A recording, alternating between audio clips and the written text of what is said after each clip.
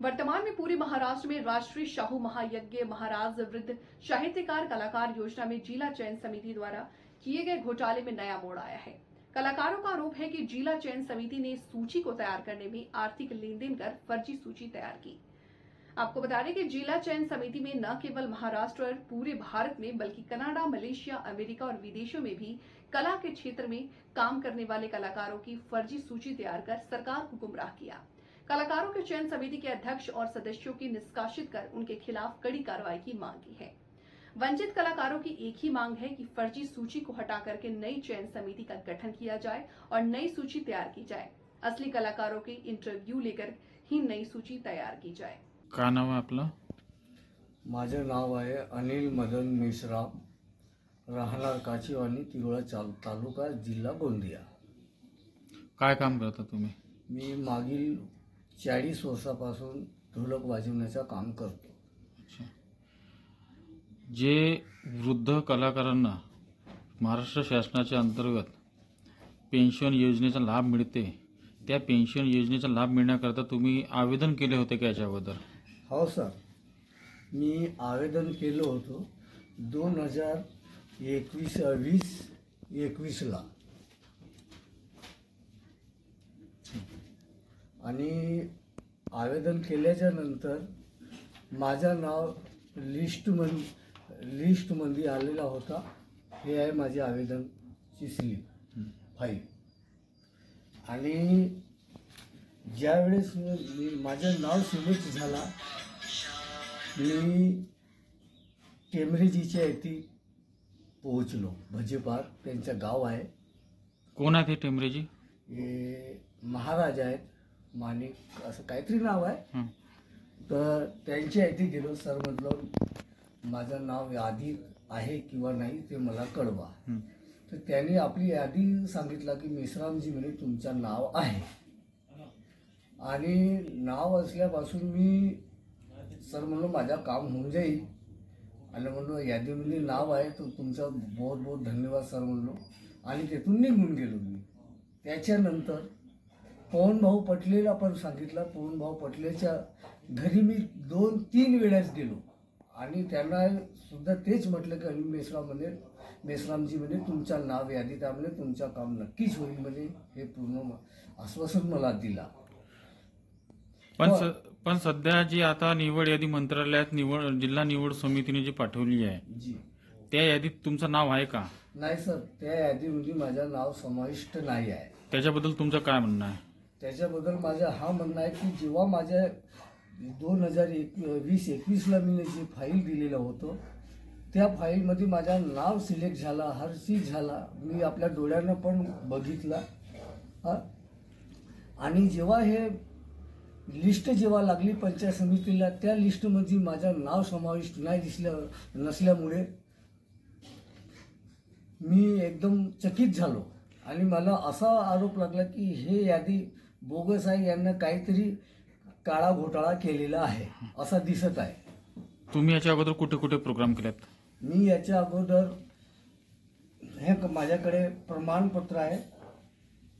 हे पुणेला पण गेलो, इंदोरला गेलो, बिलासपूरला गेलो, चंद्रपूरला गेलो, नागपूरला गेलो, असे कितीतरी ठिकाण आहेत सर की त्या ठिकाणी मी प्रोग्राम केलो।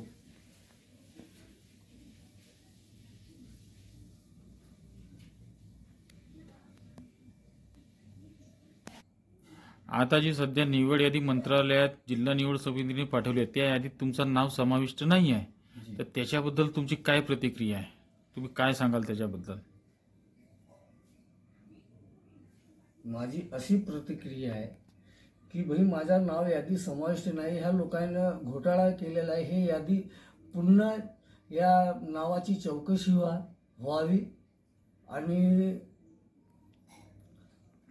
व्हावी आणि याच्यावर कठोर कारवाई करण्यात यावी समितीवर, हा माझी आहे इच्छा। काय नाव आपलं?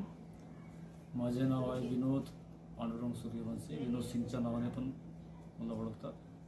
मुक्काम मेदिनीपूर, पोस्ट गुमादावळा, तालुका तिरोडा, जिल्हा गोंदिया, महाराष्ट्र। कुठलं काम करता तुम्ही?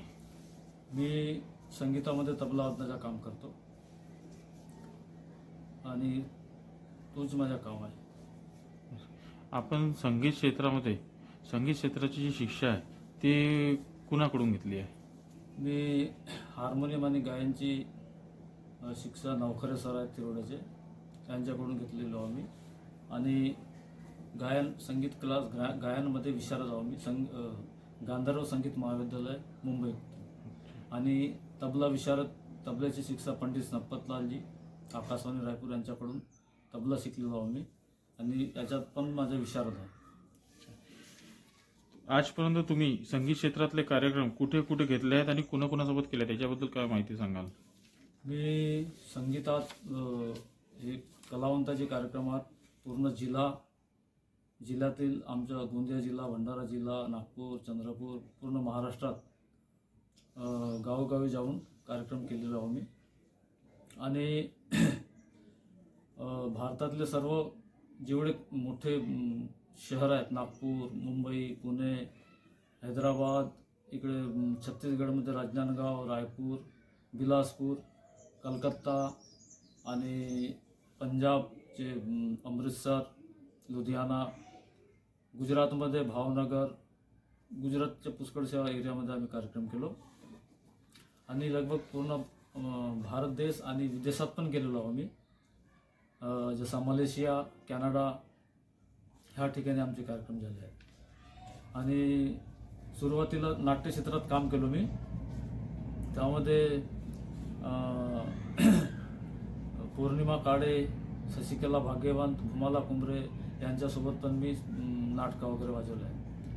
आणि क्लासिकल शास्त्रीय संगीतात पारितोष भुवनकर म्हणून आहेत, पुष्कळ मोठे गायक आहेत, त्यांच्यासोबत पण कार्यक्रम केलो मी.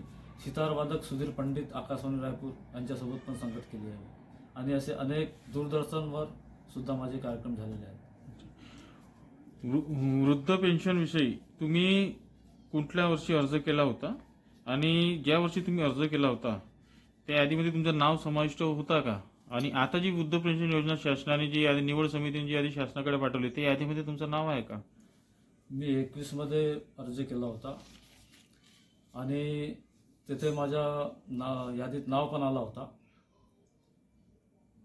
परंतु ही नवीन यादी ज्या लोकांनी बनवला निवड समितीने, त्यामध्ये अगोदर माहीत झाला की यादीत नाव आहे. आम्ही टेंबरे बाबू म्हणून आहेत, टेंबरे महाराज यांच्याकडे फोन करून विचारलो की भाई माझं नाव आहे किंवा नाही, तर म्हणले आहे तुमचं नाव. परंतु जेव्हा पंचायत समितीमध्ये यादी आली तिथे आमचा नावच नव्हता. आणि जेव्हा आम्ही विचारलं की भाई आमचं नाव का नाही, तर म्हणले आमची काही हे नाही, माहीत नाही म्हणे आम्हाला. टाळाटाळ केली ह्या लोकांनी.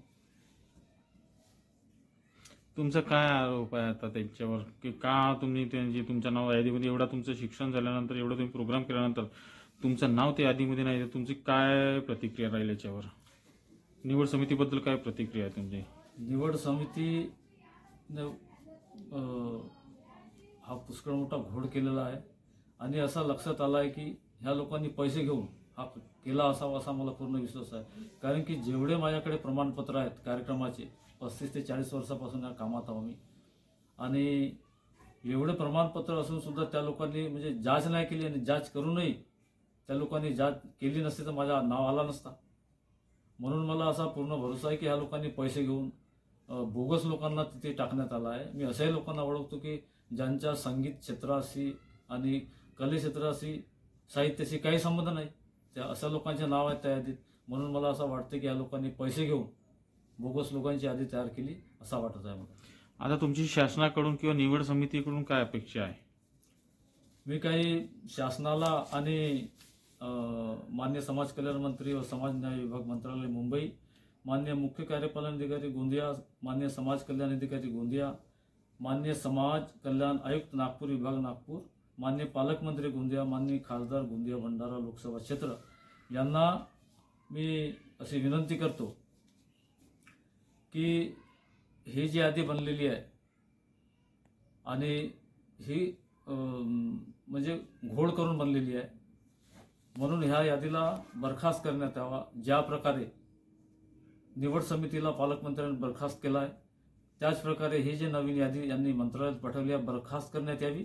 आणि प्रत्यक्षात जे कलाकार आहेत त्यांना याचा लाभ मिळाला पाहिजे, माझी अशी मागणी आहे. ह्या मुद्द्यावरून लक्षात येईल की ह्या लोकांनी किती मोठा